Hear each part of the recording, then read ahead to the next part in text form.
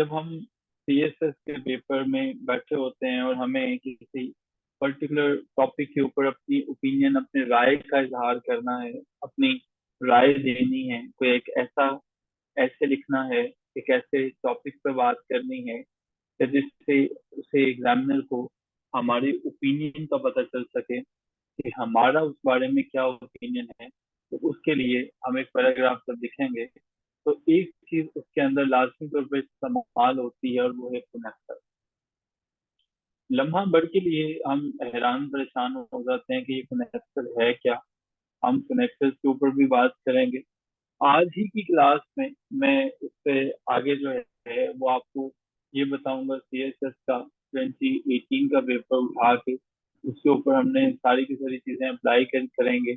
और मैं ये बताऊंगा कि जब ये टॉपिक हमारे पास आया था तो आप इसके लिए क्या कंपैरिजन पैसेज लिखोगे, क्या आपके पास जो है वो कंट्रास्ट पैसेज लिखोगे। पहले समझाऊंगा कंपैरिजन और कंट्रास्ट पैसेजेस को, फिर बताऊंगा कि सीएसएस के पेपर में, पीएमएस के पेपर में कैसे पता लगेगा कि कौन से टॉपिक के लिए कौन सी टेक्निक यूज करनी है, किस तरह से जो है वो एक खास किस्म का जो है वो आपने एस्पेक्ट उसको देखना है और उन तमाम चीजों को अप्लाई करना। आज हमारे डिस्कशन में सबसे पहले जो चीज आएगी वो है कनेक्टर। हम जानते हैं जब मैं कनेक्टर्स की बात करता हूँ तो इसका मतलब ये है कि कनेक्ट करने वाला। लम्हे भर के लिए हम पहले ये समझने की कोशिश करते हैं कि हमारे पास जो है ये कॉज और इफेक्ट होता क्या है। पाकिस्तान के अंदर पेट्रोल जो है वो स्केर्स होता चला जा रहा है, एक्सपेंस उसके जो है वो बढ़ते चले जाते हैं, एक्सपेंसिव होता जा रहा है। ये एक कॉज है। इसका इफेक्ट क्या होगा? इसका इफेक्ट हमारे पास ये है कि हमारे पास जो है इफेक्ट ये है, ये रिजल्ट ये है कि हमें इससे बचने के लिए कार बना लेनी चाहिए, इलेक्ट्रिकल कार बना लें, सोलर बना लें। तो अगर हम अपने सीएसएस के पेपर में बैठे हुए हैं, अपना ओपिनियन देना चाह रहे हैं और हमें हमारे लिए ये जरूरी है कि हम काज एंड इफेक्ट जो है वो उनको यूज करें, उन कनेक्टर्स को यूज करें। जब मैंने काज एंड इफेक्ट कनेक्टर्स की बात की तो सबसे पहले जो हमारे जहन में कनेक्टर्स आते हैं वो बिकॉज आ जाता है, सिंस आ जाता है, सो आ जाता है। ये वो हमारे पास कनेक्टर्स हैं जो कि कॉज एंड इफेक्ट को शो करने के लिए इस्तेमाल होते हैं, कनेक्ट करने के लिए। आपके पेपर के अंदर जब आप दो आइडियाज, मुख्तलिफ आइडियाज को लिखते हो और उनको एक्सप्लेन करने की कोशिश करते हो तो इट मीन कि आप कॉज एंड इफेक्ट के कनेक्टर्स को यूज करते हो। मिसाल के तौर पे हमने जब ये पर्टिकुलर एग्जांपल लिया, petrol is becoming scarce and expensive. उसने कहा कि जब आप अपने पेपर के अंदर ये बात करोगे तो ये आप बताएंगे कि बिकॉज कहाँ पे और हमारे पास जो है कहाँ पे हमारे पास इस्तेमाल होगा, इफेक्ट उसका जो है वो हम किस तरह से देखेंगे। तो इसका मुख्तसर ये है कि हम अपने पेपर में जो कनेक्टर्स इस्तेमाल करते हैं वो कैसे करते हैं। एक पैराग्राफ के अंदर जब हमें ये दिखाना होता है, ये बताना होता है कि यहाँ पे हमारे पास ये एक पर्टिकुलर जो है वो एग्जाम्पल है और ये हमारे पास कॉज है, ये इफेक्ट है, जो अल्फाज हम उसके लिए यूज करते हैं वो हमारे पास जो है वो कनेक्टर्स कहलाता है। तो कोई रॉकेट साइंस नहीं, समझना आसान है। एक एग्जांपल मैंने आपके सामने अभी जो है वो बताई, पेट्रोल इज बिकमिंग एक्सपेंसिव, कोई कनेक्टर इसके अंदर इस्तेमाल नहीं हुआ हुआ। तो बड़ा अजीब सा जो है वो ये सेंटेंस लगता है, petrol is becoming scarce and expensive, we should develop electric car. अब जब इस सेंटेंस को हम दोबारा पढ़ते हैं, because petrol is becoming scarce and expensive, we should develop electric car. तो कनेक्टर्स जो हैं वो इस फिक्रे के अंदर एक नई जान पैदा करते हैं। तो हमारे पास कुछ कनेक्टर्स जो हैं वो तीन तरह के कनेक्टर्स आ जाते हैं, चार तरह के, because, since, so and therefore. लेकिन ये हमें कैसे पता चलेगा कि कौन सा कनेक्टर को समझने की कोशिश करें। देखिए, जब मैंने कॉज एंड इफेक्ट के कनेक्टर की बात की, इसका मतलब है ये जहाँ पे इस्तेमाल होंगे, ऑब्वियसली इनका इस्तेमाल जो है वो बड़ा इनएविटेबल होगा, बड़ा नेसेसरी होगा। चलिए इनको पढ़ते हैं थोड़ा, आहिस्ता रफ्तार से पढ़ेंगे और समझने की कोशिश करेंगे। हमारा कॉज एंड इफेक्ट के कनेक्टर को समझना है। हमें बिकॉज कहाँ पे यूज करेंगे, सिंस कहाँ पे यूज करेंगे, इन तमाम को देखेंगे। जी प्लीज इस पर पढ़िएगा। Using cause and effect connectors such as because, since, so, and therefore helps to establish relationships between events, actions, or ideas in your writing. These connectors enhance the coherence and clarity of your writing by indicating the reasons behind certain outcomes or the logical consequences of particular actions. Here are some rules and guidelines for using these connectors effectively. आज की discussion के अंदर मैं आपको ये सिखा दूंगा कि जब आपने अपने पेपर में आर्ग्यूमेंट्स करना है, आर्ग्यूमेंटेटिव ऐसे लिखना है या कोई भी ऐसे लिखना है जहां पे आपको कॉज एंड इफेक्ट की बात करनी है। ये हुआ इसलिए जो है वो ये हुआ इसका रिजल्ट ये होगा। तो वहां पे जब आप बिकॉज को इस्तेमाल करोगे, सिंस को इस्तेमाल करोगे, सो को इस्तेमाल करोगे, तो इस डिस्कशन के बाद ये पता चल जाएगा कि कहाँ पे कौन सा जो है वो हमें कनेक्टर इस्तेमाल करना था। बड़ी इंपॉर्टेंट डिस्कशन है। मैं इवेंट्स के दरमियान और आइडियाज के दरमियान एक कनेक्शन पैदा करने। लम्हा भर को सोचिए, अगर ये लाइन हमारे पास लिखी है, petrol is becoming scarce and expensive, we should develop electric cars. इस कदर एक जो है वो इनकोहेरेंट सेंटेंस है, एक ऐसा फिक्रा जिसके अंदर ना कोई रबत है और एक ही दफा हम जो है वो एक सेंटेंस से उठ के दूसरे पे चले गए। सो इस तरह से सेंटेंसेस के अंदर जो रब्त पैदा करना है, जो कोहेरेंस पैदा करनी है, जो क्लैरिटी पैदा करनी है, वो हमारे पास होगा कॉज एंड इफेक्ट। अब लिखने को तो इसने जो लाइन लिखी, ये दोनों की दोनों लाइन ग्रामेटिकल लाइंस लिखा है, वो पास नहीं हो सकेगा। और उसकी वजह क्या है? इफेक्टिवली कनेक्टर्स का यूज नहीं किया। तो जैसे एक मूवी होती है तो उसके पसे पर्दा बहुत से अवामल जो हैं वो हो रहे होते हैं, इसी तरह से एक पैराग्राफ के अंदर कनेक्टर्स का रोल बहुत इंपॉर्टेंट है। ये लॉजिकल कॉन्सिक्वेंसेस बताता है किसी काम। सो आइए जरा एक एक करके समझने की कोशिश करते हैं कि क्या क्या है। पहले हम बात करते हैं बिकॉज एंड सिंस की। ये दो कनेक्टर्स हैं। अभी आपकी डिक्शनरी में सिर्फ ये दो कनेक्टर्स जो हैं वो इस्तेमाल हो जाने चाहिए। ये कॉज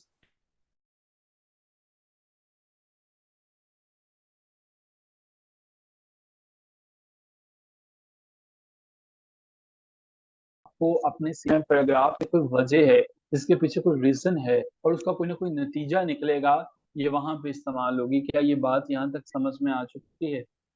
ये कनेक्टर्स वहां पे इस्तेमाल होंगे जहां पे कोई वजह बताओगे, क्लाइमेट चेंज है, रिजल्ट क्या होगा? पाकिस्तान डूब जाएगा। ठीक है, ग्रीन हाउस इफेक्ट है, रिजल्ट क्या निकलेगा? क्या होगा इसका? जो नतीजा निकलेगा कि पाकिस्तान के अंदर टेम्परेचर बढ़ जाएगा। तो ये हमारे पास कॉज एंड इफेक्ट के कनेक्टर्स हैं। पहले दो कनेक्टर्स बिकॉज एंड सिंस है। अब ये समझने की कोशिश करेंगे कि भाई बिकॉज कहाँ पे यूज करेंगे, सिंस कहाँ पे यूज करेंगे। जी please.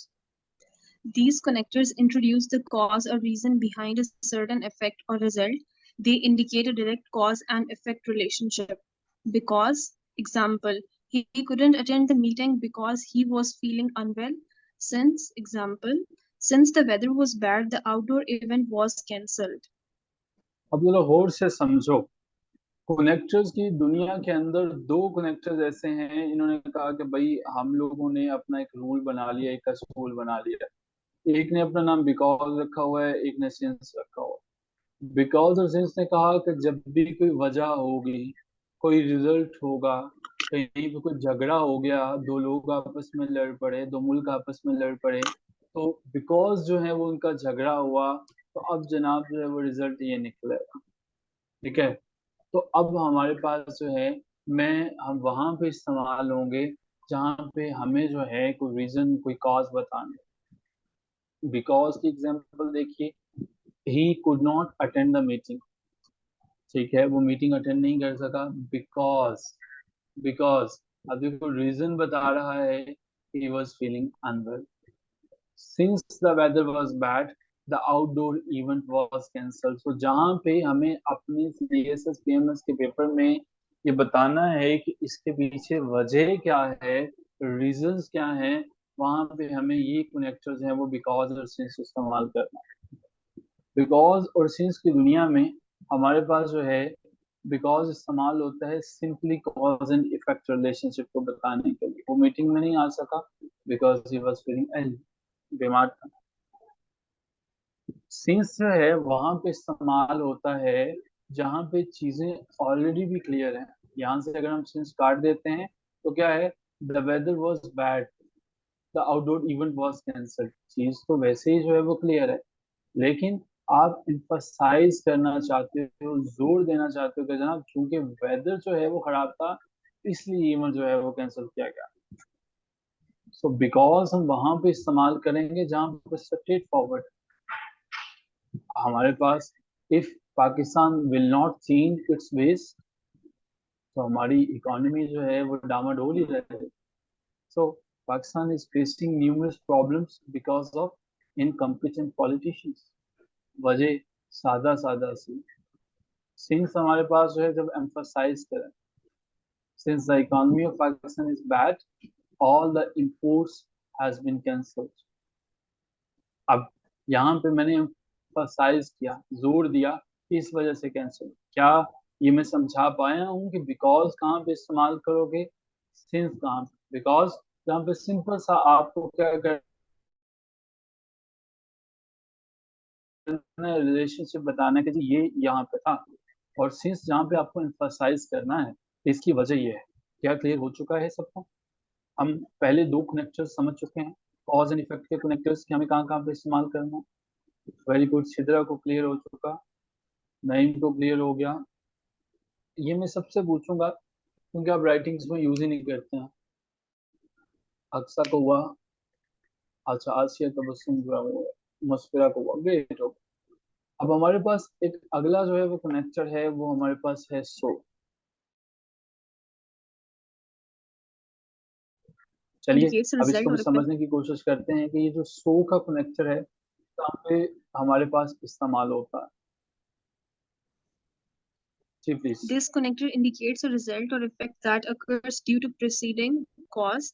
It often follows a cause-effect relationship. So, example, the roads were icy, so we decided to postpone our trip. Rules use so to indicate the logical consequence of a previous event or action. It's often used at the beginning of a sentence to emphasize the result. अच्छा जी, अब जब हमने इसकी बात की तो हमें ये पता चलता है कि ये एक ऐसा कनेक्टर है जो इंडिकेट करता है कि ऐसे रिजल्ट का इफेक्ट हो जो कि प्रीसीडिंग काज हो। प्रीसीडिंग का मतलब है कोई चीज पहले वाकया हो जाना, कोई चीज किसी तरतीब से काम चलता है तो उससे पहले वाकया होता है। The roads were icy, so we decided to postpone our trip. यहाँ पे जरा गौर से समझने की कोशिश कीजिएगा, ये कनेक्टर वहां पे इस्तेमाल होगा कोई काम पहले हो चुका हुआ है। द रोड्स वर आईसी, वो सड़कें पहले ही आईसी थे, ठीक है, ड्यू टू प्रोसीडिंग कार्स की वो जो वजह है वो पहले हो चुकी है। सो इसमें क्या करना है, तो उसका जो है कॉज इफेक्ट रिलेशनशिप बताना है। So the roads were icy, so we decided to postpone trip. तो जहाँ पे हमें लॉजिकल कॉन्सिक्वेंस पे बात करनी है कि इससे पहले कोई इवेंट था, कोई एक्शन था, वो हो चुका है, वहां पे हम जो है वो सो को इस्तेमाल करें,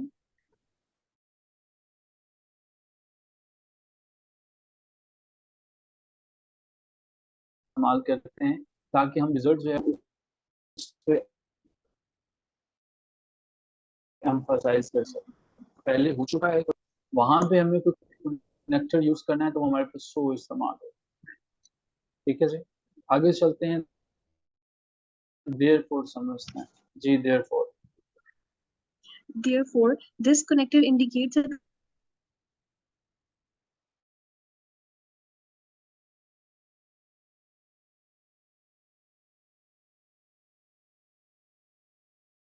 hypothesis was supported. rules or to signal a Okay. clear and strong logical conclusion. It is typically used to Thank you so summarize or much. draw Thank you. a Thank you so much. Thank you so much. Therefore को हम देखते हैं, therefore एक ऐसा हमारे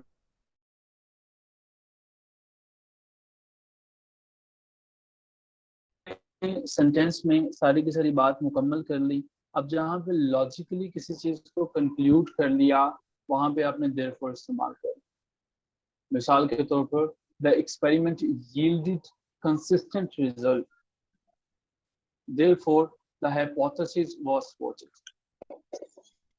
तो therefore हम वहां पे इस्तेमाल करेंगे जहां पे हमें लॉजिकली किसी चीज के ऊपर बात कर,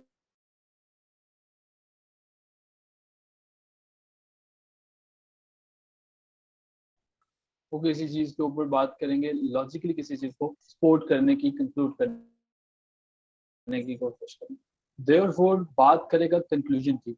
जहां पे आपने देयरफॉर जो है वो इस्तेमाल किया, इसका मतलब ये है कि अब आप कंक्लूजन की बात करें, समराइज करने के लिए, कंक्लूजन को ड्रॉ करने के लिए। सो अब मैं आगे बढ़ने से पहले ये पूछना चाहूंगा कि क्या आपको क्लियर हो चुका है बिकॉज हम जो है वो कहाँ पे इस्तेमाल करते हैं। चैट बॉक्स में मुझे बताइएगा बिकॉज की जो है वो हम कनेक्टर कहाँ पे इस्तेमाल करते हैं। Let's see how many genius are there जिन्हें ये समझ में आ चुका है बिकॉज कहाँ पे इस्तेमाल होता है। Reason without emphasize, very good, Musaffira ने सबसे पहले लिखा, एक्सीलेंट। बाकी लोगों को reason without emphasize, very good. Since जो है वो किस लिए इस्तेमाल होता है, कॉज एंड इफेक्ट का जो दूसरा कनेक्टर है सिंस, वो किस लिए हम इस्तेमाल करते हैं, जहां पे हमें एम्फसाइज करना होता है। सो जो है वो कनेक्टर है वो हम किस लिए इस्तेमाल करते हैं। सो किस लिए इस्तेमाल होता है, महनूर साहिबा, आमिर मुख्तार साहब, उस्मान तारिक साहब, हसन साहब, जरा ये बताइए। जहां पे हमारे पास जो है सो पहले कोई काम हो चुका है, ऑलरेडी कोई काम हो चुका है, और हमें जो है वहां पे सो इस्तेमाल करना होता है कि कोई इवेंट पहले हो चुका है लेकिन आप उसकी जो है वो बात करें, कॉज एंड इफेक्ट का रिलेशनशिप दिखाने के लिए।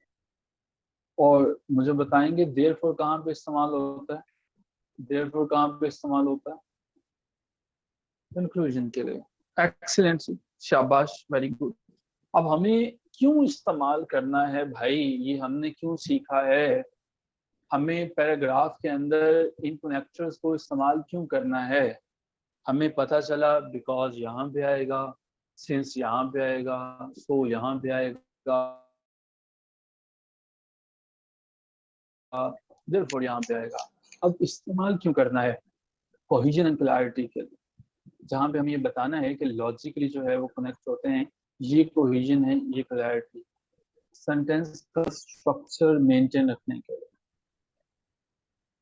वोकेबलरी जो है वो हमारी यूजफुल होती है, हम उन्हें एक ही दफा जो है वो जब मुख्तलिफ तरह के कनेक्टर्स यूज करते हैं तो हमारे पास diverse sentence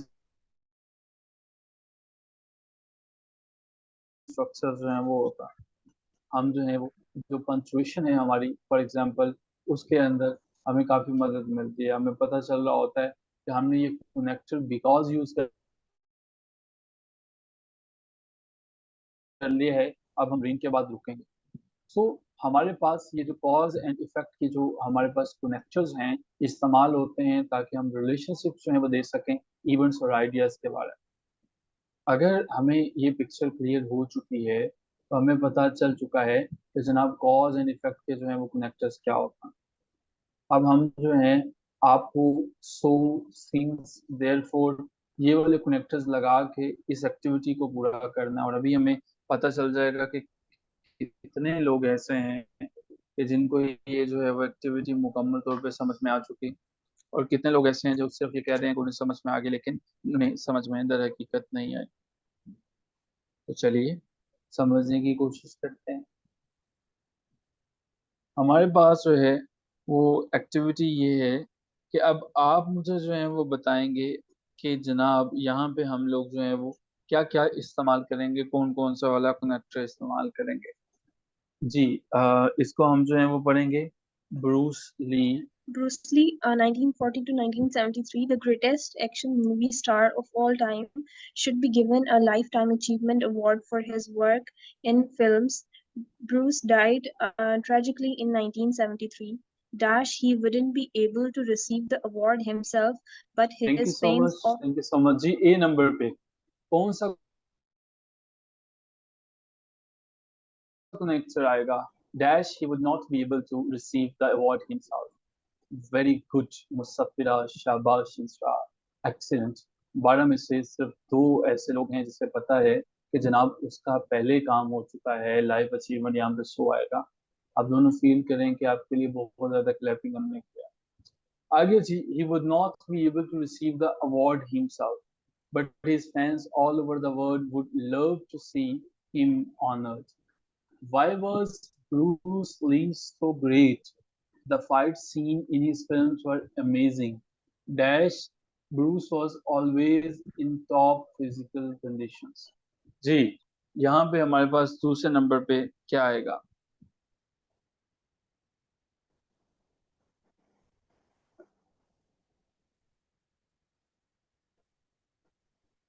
very good Naeem, very good Musaffira, very good Asia Tabassum.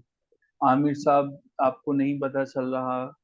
Manur, Hasan, Meera, Sidra, Usman Tariq. So you people do not know कि हमें यहाँ पे क्या लगेगा। आप लोग जरा कमेंट करें। इनको तो पता चला कि बिकॉज होना चाहिए, और हमने देखा है कि बिकॉज हम कहाँ पे इस्तेमाल करते हैं, कि अभी हमने समझा है। तो ज़रा आप लोग कमेंट करके बताएं कि आपको क्या लगता है। ये जो साइलेंट पार्टिसिपेंट्स हैं हमारे, बिकॉज के बारे में अभी मैंने ये रूल्स आपको बताए हैं ना, और ये आ गया जी आपका बिकॉज। सो इफेक्ट रिलेशनशिप की वजह पे सिंपली आपको बताना होता, ठीक है, सिंपली आपको बताना होता। तो यहाँ पे हमारे पास जो है वो बिकॉज यूज हो। ओके जी, his body was almost perfect. He was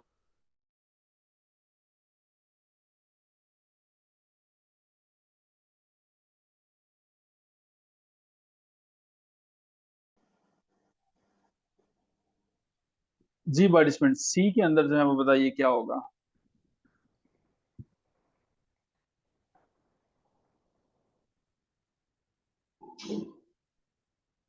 सी के अंदर जो है वो क्या होगा? हमारे पास जो है सी में क्या होगा? Because he starting acting when he was just 6 years old। और सीन्स जो है वो हमारे पास एक्सीडेंट जी, यहाँ पे हमारे पास सीन्स जो है वो आएगा। जी प्लीज जहाँ से पढ़िएगा इंस्टा, he was very comfortable.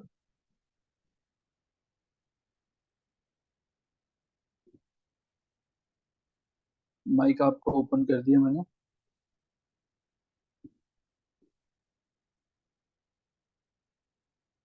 Mic open हो चुका है। Great. he was very comfortable and natural in front of the camera. His face was very expressive. Dash, he was able to communicate a lot of feeling with a simple look. जी participant, he was very expressive. Dash, he was very expressive. D में जो है वो क्या आएगा? He was very expressive. जहाँ पे हम पहले ही कोई बात कर चुके हैं, जहाँ पे नतीजा ऑलरेडी दे चुके हैं, so he was very expressive. यहाँ पे हमें पता चलता है कि हमें सो लगाना है, ठीक है, बात हम पहले ही कर चुके हैं। So he was able to communicate a lot of feelings with a simple look. Bruce always looked good on film. Dash, he was so charming. जी, ई में क्या होगा? वेरी गुड हसन, शाबाश, excellent, because he was so charming. Bruce Lee was a talented actor, a brilliant fighter, and an almost perfect example of physical fitness. F dash, he should receive an award that recognizes his great contribution to the art of filmmaking. शाबाश, and पे हमारे पास जो है वो आएगा therefore. इसकी मुकम्मल समझ नहीं आई हो, क्योंकि ये रूल्स याद करने पड़ेंगे ना एक दफा, इनको जो है वो अटेम्प्ट करना पड़ेगा, इनको देखना पड़ेगा, लेकिन ये जरूरी है।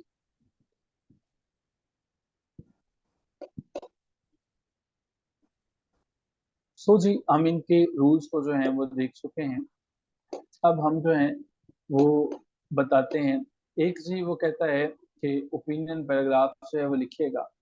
सो ओपिनियन पैराग्राफ जो है वो आपको पता चल चुका है कि ओपिनियन पैराग्राफ, जिस तरह से आपने एक खत पढ़ा था जब मैंने ओपिनियन पैराग्राफ की बात की थी, और आपको बताया था कि ओपिनियन पैराग्राफ ये वाला होता है जिसमें हमने देखा था कि एक राइटर जो हैं वो एक खत लिखती हैं और वो ये कहती हैं कि मुझे लगता है कि ज़्यादातर लोगों को जो है वो बाईसाइकिल जो है वो टाउन में चलाना चाहिए। तो एक ओपिनियन पैराग्राफ जो है वो उसने आपको आपसे एक्सपेक्ट कर रहा है कि वो आप लिखेंगे। हम लोग जो है एक काम करते हैं, और वो काम ये है कि ये एक एक्टिविटी है हमारे पास। इस एक्टिविटी में करना ये है कि पहला जो है वो सेंटेंस आपने पिक करना है और बताना है कि इस पैराग्राफ का पहला जो है वो सेंटेंस कौन से वाला है। ठीक है, पहला जो है वो सेंटेंस हमारे पास कौन सा है इसमें। ये हमारे पास ये पूरे का पूरा जो है वो पैराग्राफ है। बी सी डी ई से जो है जरा गौर कीजिए और देखने की कोशिश करें कि इसमें सबसे पहली लाइन जो है वो कौन सी है जो सबसे पहला पैराग्राफ इसको बनाता है। Put sentences in order to make a paragraph. So एक पैराग्राफ हमने बताना है, पहली लाइन सिर्फ इसमें आइडेंटिफाई करें, और आपने सिर्फ पहली लाइन ही आइडेंटिफाई करनी है।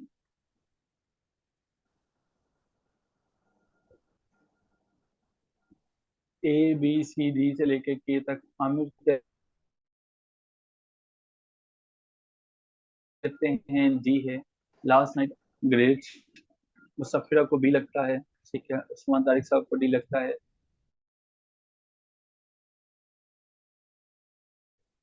ओके, ग्रेट जी, एक्सीलेंट। अच्छे अच्छे लोगों ने बताया कि डी जो है वो हमारे पास है, शाबाश। अभी तक हमारे पास डी जो है वो हिट लिस्ट पे है। चलिए हम लोग जो है वो एक चीज बता देते हैं आपको कि क्या टॉपिक सेंटेंस आपके पास डी है। एक जो है वो हम टॉपिक सेंटेंस देखने की कोशिश करते हैं, ये ओपिनियन पैराग्राफ है। More people should ride bicycle into town. ये हमारे पास इनका टॉपिक सेंटेंस था। उसके बाद last year 73% of all workers, इसका मतलब ये है कि वो जो पहली लाइन आप बता रहे हैं वो पहली लाइन नहीं है। ओपिनियन पैराग्राफ के अंदर आपको जो है वो पहले थीसिस स्टेटमेंट पुट करनी होगी, और वो एक जेनेरिक सी लाइन होनी चाहिए। तो जेनेरिक लाइन कुछ और है। सो वो अब ढूंढने की कोशिश करें, नहीं है। सॉरी, नहीं, सब कहते हैं कि एम जो है वो लाइन है। एम की तरह है। At the most exciting moment, the actors did not speak, only quiet music was playing. All right.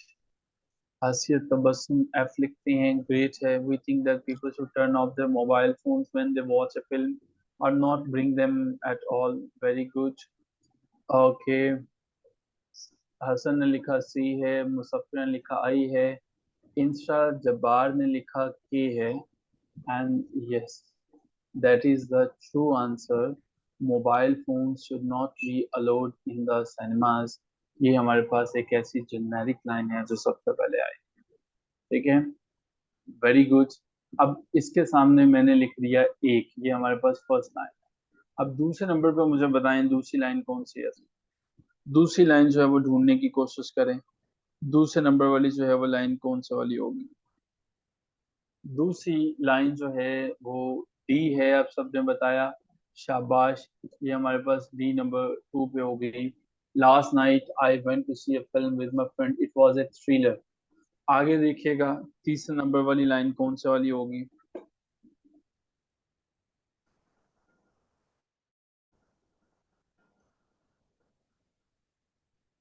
Ji,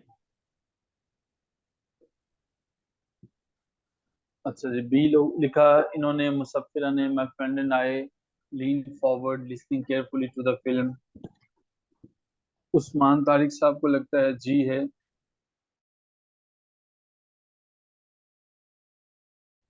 it was very exciting. Okay, और देखने की कोशिश करें जरा। अच्छा जी, अब करना ये है, इस एक्टिविटी को it will take some time. आपने इसको पढ़ना है और इसको ऑर्गेनाइज करने की कोशिश करनी है।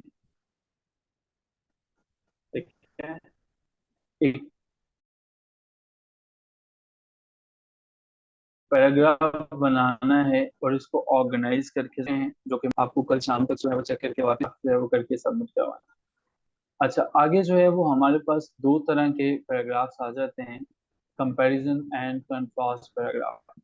इससे पहले कि मैं कंपैरिजन और कंट्रास्ट पैराग्राफ को समझाने की कोशिश करूं और ये बताने की कोशिश करूं कि ये क्या होते हैं, मैं आपके गोशगुजार जो है कुछ चीज़ें करना चाहूँगा। आपका सीएसएस का सारा पेपर जो है वो कंपैरिजन और कंट्रास्ट पैराग्राफ की मदद से अटेम्प्ट किया जा सकता है।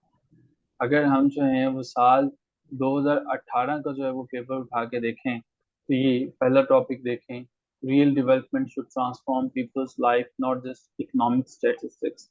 ये हमारे पास कंपैरिजन है। हमारे पास दूसरे नंबर पे कंट्रास्ट है, फिर कंपैरिजन है, फिर कंपैरिजन है, फिर कंट्रास्ट है। लेकिन ये कंपैरिजन क्या है, कंट्रास्ट क्या है, पहले एक दफ़ा इसको समझते हैं, फिर आगे यहाँ पे देखते हैं, कोशिश करते हैं कि कंपैरिजन और कंट्रास्ट बेसिस से आपने पेपर कैसे अटेम्प्ट करना। जी प्लीज यहाँ से पढ़िएगा।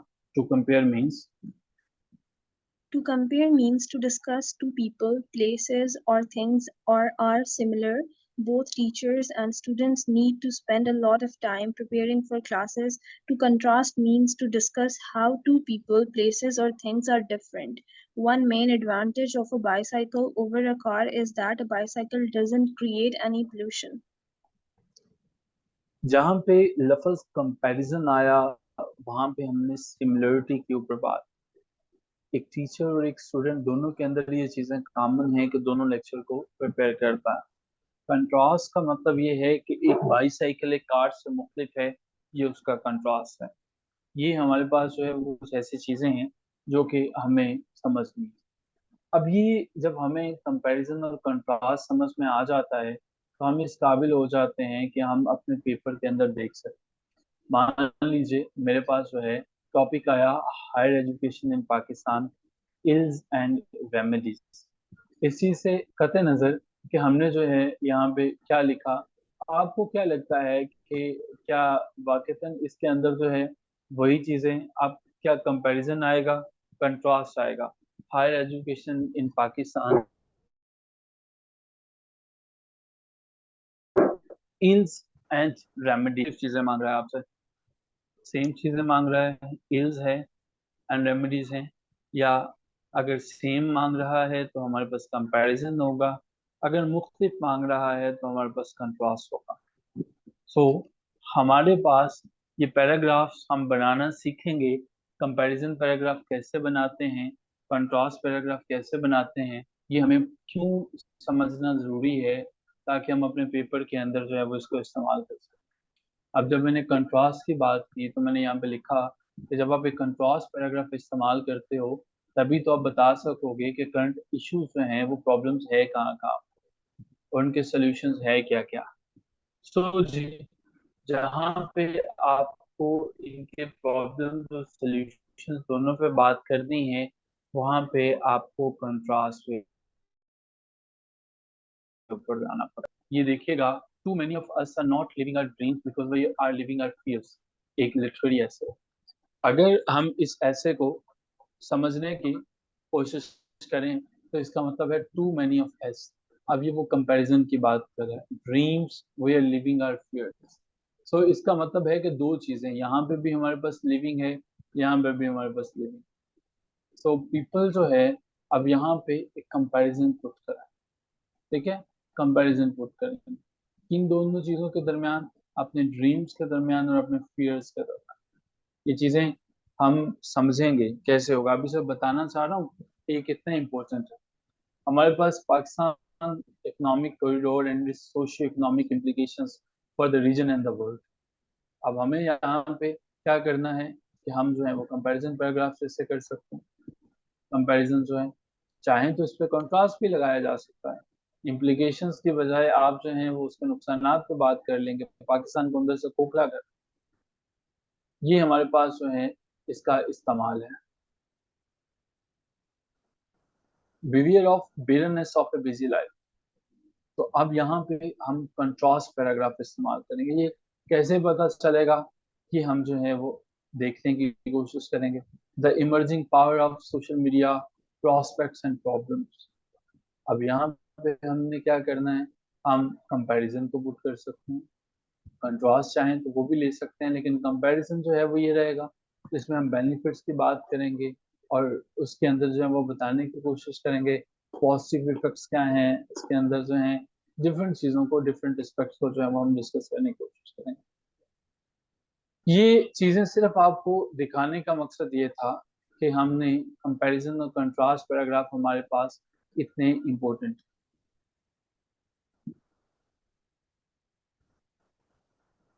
अभी दूसरी असाइनमेंट मैं आपको दे रहा हूँ, और दूसरी असाइनमेंट ये है कि आपको एक टॉपिक चूज करना है, ठीक है। फॉर एग्जांपल कोई भी जो है वो अपने जहन में दो लोग जो है वो ले लें, अपनी अम्मी को ले लें, अपने अब्बू को ले लें, मदर ले लें, फादर ले लें, दो दोस्त ले लें, उन दोनों के अंदर कंपैरिजन करें, ठीक है।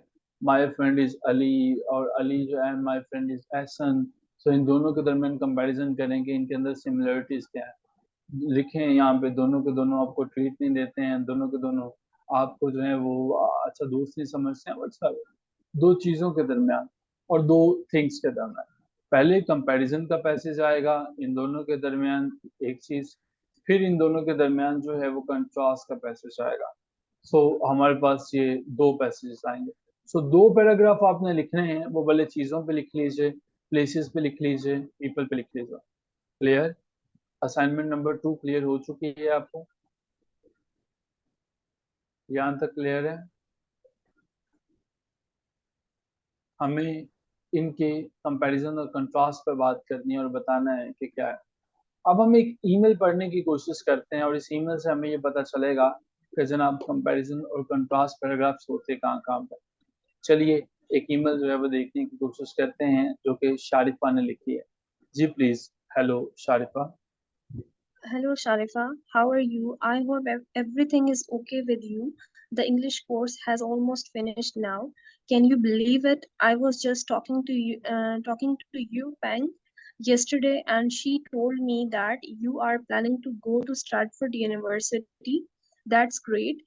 As I am planning to go to St. John's University, we will be living in the same city. Thank you Have you so much. decided? इस पैसेज में कुछ चीजें आपने जो है वो देखी हैं।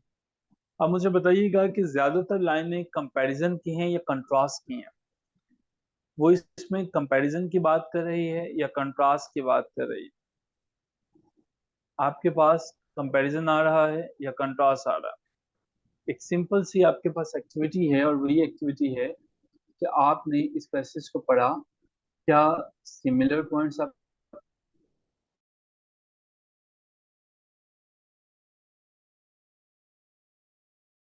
साथ वो डिस्कस कर रहा है या कंट्रास्ट की बात कर रहा है?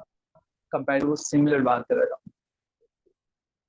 I was just talking to Ye Peng yesterday and she's planning to go Stanford University. That's great. I am planning to go to St. John's University. We will be living in the same city. What do you feel? ये जो same city है वो दोनों university में जाने का plan कर रहे हैं, क्या ये कंट्रास्ट हो सकता है?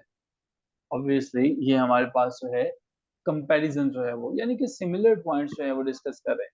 अब दूसरे पैसेज को भी जरा गौर से पढ़िएगा और अब हम समझने की कोशिश करते हैं कि क्या यहाँ पे कंपैरिजन है या कंट्रास्ट है। जी। Have you decided where you are going to live? Have you decided where you are going to live? My parents want me to live with a host family in the city, but I want to live in a shared flat in a hall of residence on the campus. I think they are both good places to live, but a flat in a hall would be better. When you live with a family, you usually have to fit in with their timetable. On the other hand, when you live in a flat and hall, you can do what you want when you want. Another difference is that with the family, you don't have to cook. In a flat and hall, of course, you have to cook for yourself, That would be good for me because I like cooking. My thank you parents so have much, thank pointed you so out much. यहाँ तक आपने पढ़ा, मुझे जरा ये बताइएगा कि क्या कंपैरिजन है या कंट्रास्ट है यहाँ पे। Very good Usman, very good. ये हमारे पास सारे का सारा कंट्रास्ट है। सो हमारे पास जो है कंपैरिजन और कंट्रास्ट का जो है वो हमें पता चल गया। कंपैरिजन क्या होता है, कंट्रास्ट क्या होता है, जहाँ पे हम डिफरेंस ऑफ ओपिनियन जो है वो देखते हैं। अच्छा जी, अब कंपैरेटिव और कंट्रास्टिव स्ट्रक्चर्स मैंने बताया था कि आपको जब अपने ऐसे के अंदर काम करना है इस तरह के पर्टिकुलर टॉपिक्स के ऊपर, तो आपने याद रखना है कंपैरेटिव स्ट्रक्चर्स जो हैं वो बनाएंगे कैसे, कंट्रास्टिव स्ट्रक्चर्स जो हैं वो आप कैसे बनाओगे। ठीक है। अब कंपैरेटिव स्ट्रक्चर्स जो हैं बनाने के लिए जो वर्ड्स हम यूज करते हैं वो हमारे पास होते हैं and, both, both and also, यानी कि इंक्लूसिव वर्ड्स होते हैं जिसमें आप किसी को शामिल करते हैं। The man and the women are tall. ठीक है। ये हमारे पास जो है वो हम कंपैरिजन की बात कर रहे हैं। Both of my tables have broken legs, both my neighbour and I are selling our car, the shops are closing for the bank holiday, the post office जो है हमारे पास इस the post office is also close. तो ये हमारे पास जो है ये सारे के सारे जो है वो कंपैरिजन के लिए जो है वो इस्तेमाल होता है। ठीक है। कंपैरिजन के लिए जो है वो इस्तेमाल होता है। अब मुझे जरा ये जो है वो आपको गाइड करने दीजिए, बल्कि हम जो है वो यहाँ पे इस एक्टिविटीज पे टॉपिक लेते हैं। और मैं ये चाहूंगा कि जो है आप इन तमाम वर्ड्स को जो कि आपके पास कंपैरिजन के लिए इस्तेमाल होता है, इनको आप याद करके आए। चीज लिखना है, कंपैरिजन वाला स्ट्रक्चर लिखना है, और या आपने जो है वो कंट्रास्टिव स्ट्रक्चर लिखना है। वो तभी मुमकिन हो सकेगा जब आपको पता चल सकेगा कि आप इनका स्ट्रक्चर इस्तेमाल कैसे करें। थर्ड जी, आपके पास जो है वीकेंड है तो मैं एक बुक आपको रिकमेंड कर, इजीली आपके पास भी।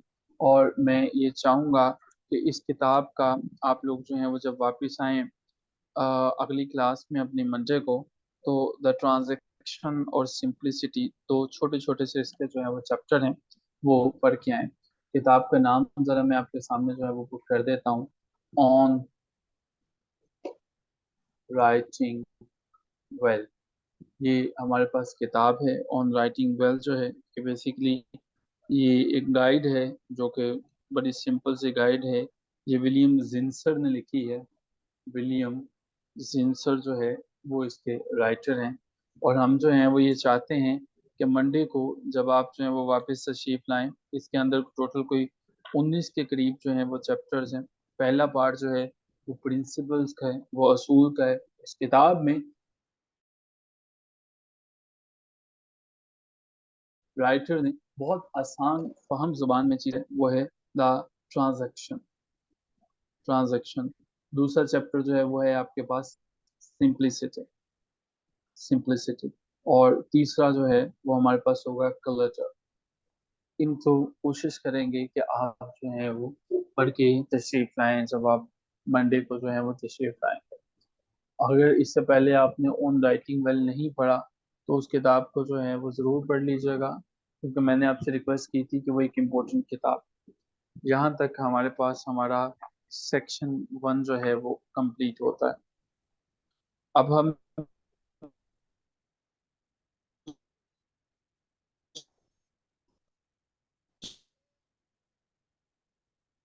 जो है चलते हैं सेक्शन 2, पूरा छोड़ सकते हैं, इट्स नॉट कंपल्सरी, नॉट से फील आप इजी करें, आप उसमें बिल्कुल वैसे कर सकते हैं। अब हमारे पास जो है वो राउंड 2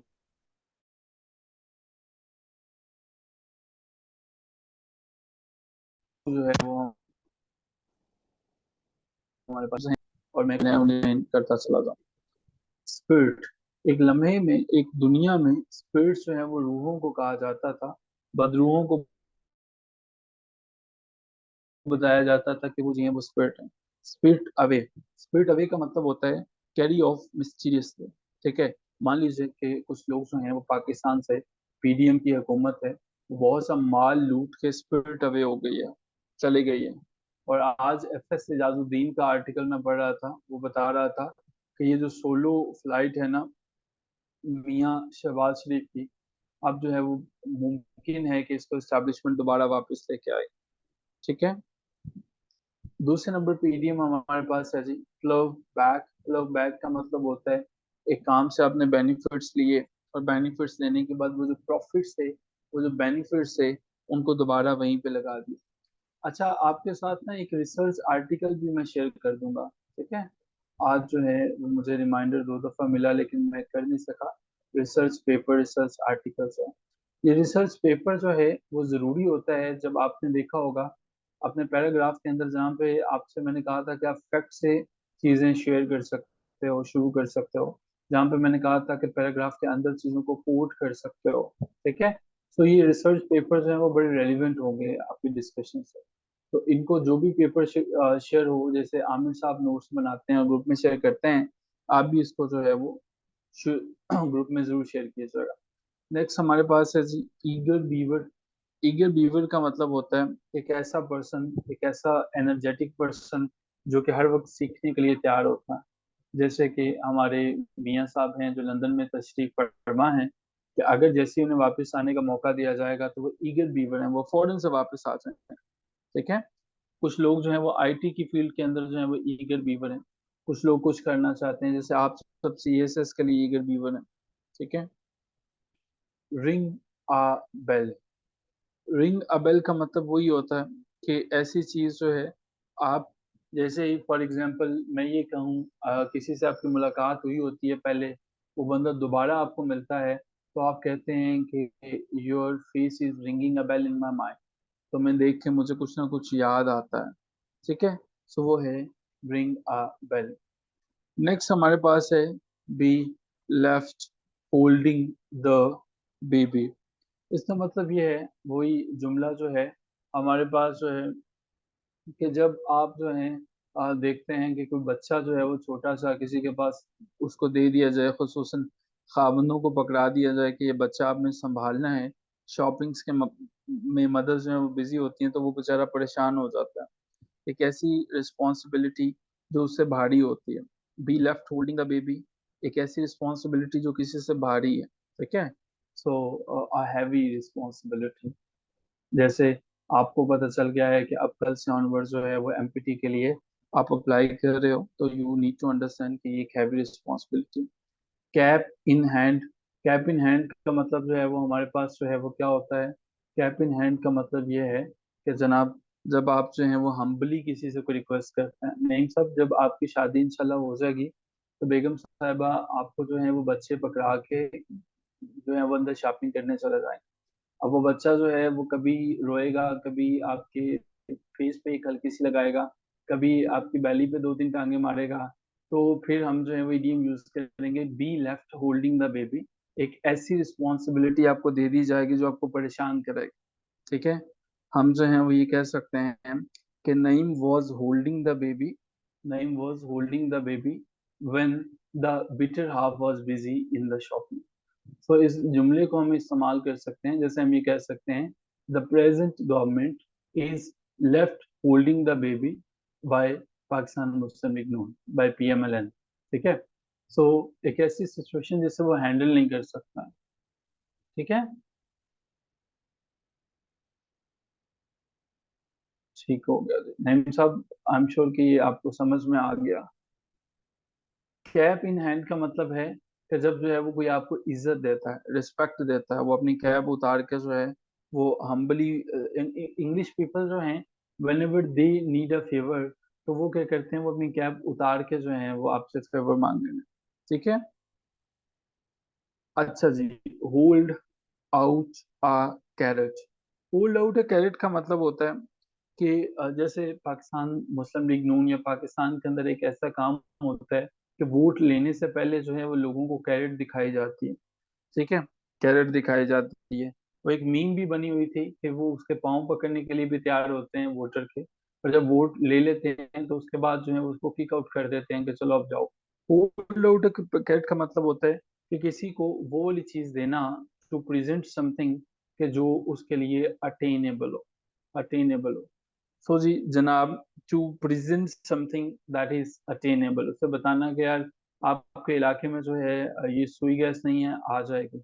जनाब आपकी सड़कें रोड्स कच्चे हैं, अटेनेबल है, हो जाएगा काम, बिल्कुल हो जाएगा।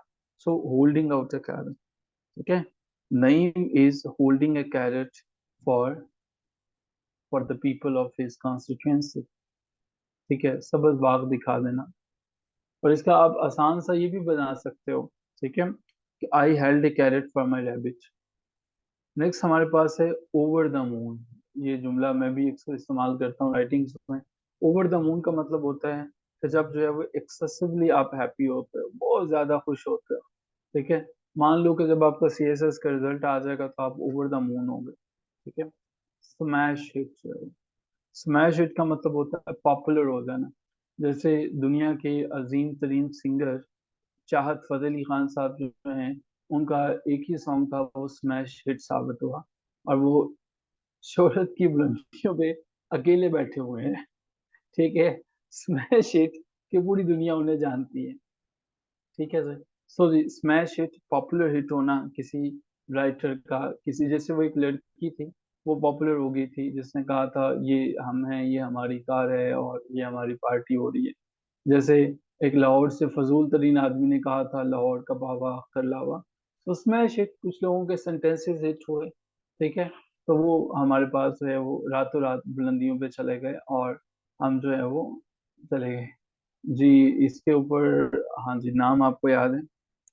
आमिर साहब, ग्रेट, आपकी मेमोरी अच्छी है।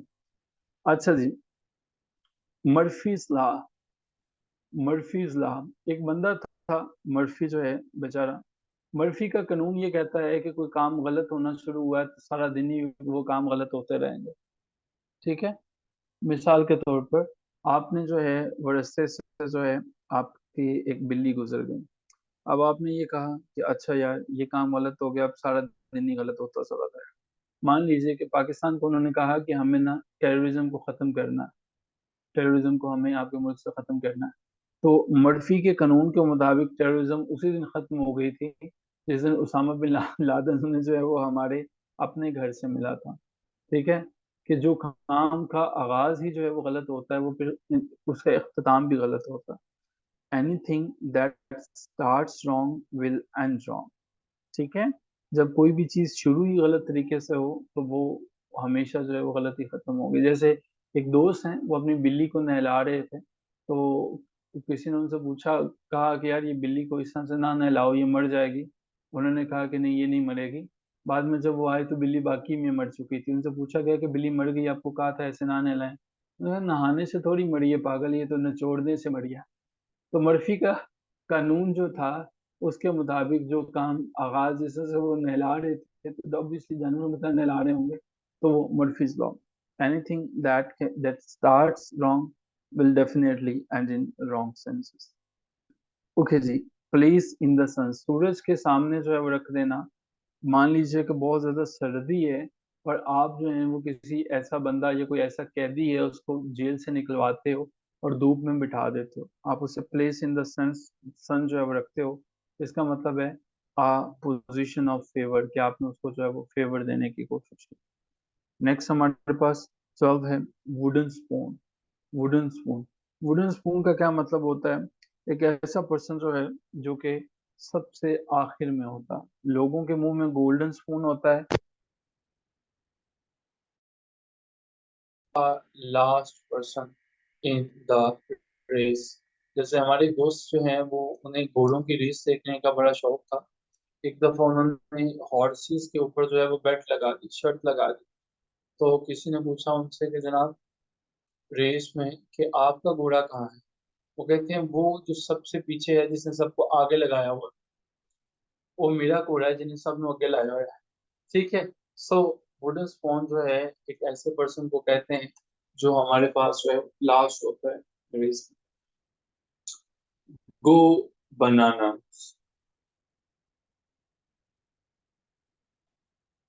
गो बनाना, गो बनाना का मतलब है किसी बच्चे को आपने जो है वो बनानास दिए तो वो क्या होगा, वेरी एक्साइटेड हो जाएगा, वो बहुत ज्यादा जो है वो एक्साइटेड हो गया।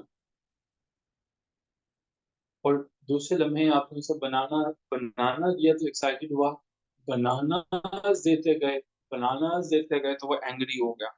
ठीक है, बनानास देते गए तो वो एंग्री हो गया। जैसे हमारे पास डिक्टेटर्स होते हैं, जैसे मोहम्मद बिन तुगलक होता है, जैसे वो बादशाह था, एक ऐसा बादशाह जो एक ही वक्त में जो है वो आपके पास बड़ा एक्साइटेड हो जाए, एक ही वक्त में जो है वो परेशान हो जाए। ठीक है, वो बनानास हम कह सकते हैं, Muhammad bin Tughlik went bananas at the recommendation of his doctor. So I went bananas on the recommendations of my doctors. So जी हमारे पास जो है ये दो बनानास में आएगा। हाँ, नहीं जहांगीर की बात नहीं करें, जहांगीर एक अच्छा इंसान था। जहांगीर ने जो है वो थर्सडेज को अलो किया हुआ था। आमिर साहब ये बताइए कि वो तो जुमेरात को इजाजत थी जहांगीर को। अच्छा जी, beard the lion in his den। हमारे पास जो है beard the lion in den, इसका चैलेंज करके आना। ठीक है, जब हम लोग जो है पाकिस्तानी क्रिकेट टीम जो है कहीं पे जाती है और वहां पे जाके मैच जीत के आ जाती है तो it means they bird the lion in his den। ठीक है जी, नंबर 15 हमारे पास है, और 15 ईटीएम में हमारे पास ग्रोन इन वर्ड। ये ग्रोन वो वाला नहीं है, ये GROAN है, ग्रोन है। इनवर्डली का मतलब है जब अंदर ही अंदर आप जो है वो फील कर रहे होते हैं, डिजमेट फील कर रहे होते हो, उदास फील कर रहे होते हो, टूटे हुए फील कर रहे होते हो। ठीक है, वो जो अंदर से आप टूटे हुए हो, बट आप क्या करते हो, साइलेंट रहते हो, खामोश रहते हो, तब आप जो है वो ग्रोन इनवर्डली कर रहे हो। और आखिरी इडियम हमारे पास आज का है, चिकन आउट। चिकन आपको पता है कि जो मुर्गी आजकल आप जो हम देखते हैं होंगे, इंतहाई कमजोर होती है, बुजदल होती है। सो ऐसी मुर्गी जो कि जिंदगी को छोड़ देती है, उससे हम चिकन आउट करते हैं, गिव अप कर देना। सो अगर कोई पर्सन अपनी जिंदगी में गिव अप कर देता है तो हम कह सकते हैं कि he chicken out when he heard the result. So chicken out हमारे पास जो है वो गिव अप हो। ये हमारे पास जो है आज की लास्ट एक्टिविटी थी। पार्टिसिपेंट्स ऑन राइटिंग वेल के 3 चैप्टर्स हैं आपके पास, वो पढ़ने हैं, और जो मैंने असाइनमेंट्स दिए हैं इनको कंप्लीट करना है। That's all from my side. तो क्वेश्चन है तो पूछा जा सकता है। अगली क्लास बहुत इंपॉर्टेंट क्लास है, उसमें हमने कंपैरिजन और कंट्रास्ट पैराग्राफ को समझना है कि बनाएंगे कैसे। हम मजीद इसको तो ये भी बात करेंगे और देखने की कोशिश करेंगे तो उसका कौन कौन सा पहलू ऐसा है जो हमें पेपर में आता है। ठीक है, वैसे तो हमें कंपैरिजन